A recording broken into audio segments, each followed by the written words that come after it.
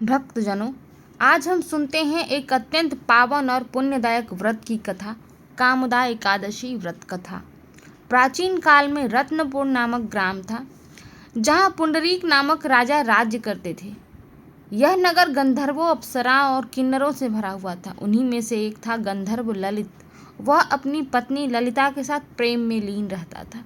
एक दिन राजा की सभा में गाते समय ललित का ध्यान अपनी पत्नी की ओर चला गया, जिससे उसका गायन असंतुलित हो गया। यह देखकर राजा पुंडरीक क्रोधित हो गए।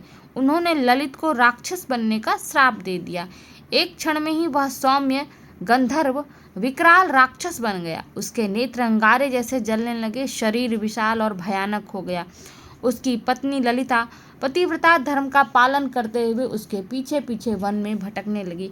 अंततः वह पहुंची विंध्य पर्वत पर, जहां निवास करते थे महर्षि श्रृंगी। ललिता ने उनके चरणों में गिरकर अपनी व्यथा कही और अपने पति की मुक्ति का उपाय पूछा। महर्षि श्रृंगी ने कहा कि हे सती, हे पुत्री, तुम चैत्र मास के शुक्ल पक्ष की एकादशी, कामदा एकादशी का व्रत करो। यह व्रत का पुण्य तुम्हारे पति को राक्षस योनि से मुक्त कर देगा। ललिता ने श्रद्धा और नियम से व्रत किया। द्वादशी के दिन उसने अपने व्रत का फल भगवान विष्णु से प्रार्थना करके अपने पति को अर्पित किया। तभी आकाशवाणी हुई, हे ललिता, तेरे व्रत और प्रेम से प्रसन्न होकर मैं तेरे पति को इस श्राप से मुक्त करता हूँ। क्षण भर में ही ललित पुनः गंधर्व स्वरूप में आ गया। दिव्य विमान से वे दोनों स्वर्ग को गमन कर गए। इसलिए भक्तजनों, जो भी श्रद्धा से इस कामदा एकादशी का व्रत करता है, उसके समस्त पाप नष्ट होते हैं और मनोवांछित फल की प्राप्ति होती है। यह कथा स्वयं श्री कृष्ण ने धर्मराज युधिष्ठिर को सुनाई थी। इसका श्रवण, पाठ और व्रत करना सब महान पुण्यदायक है।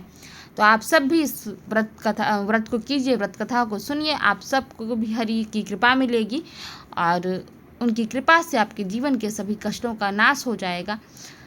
तो इस पुण्य अवसर का, इस पुण्य व्रत का आप सब लाभ उठाइए।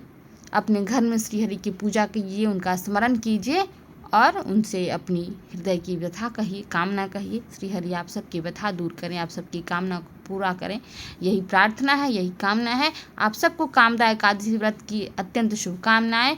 और वीडियो अच्छा लगे तो लाइक कीजिए, शेयर कीजिए और चैनल को सब्सक्राइब भी कीजिएगा। धन्यवाद।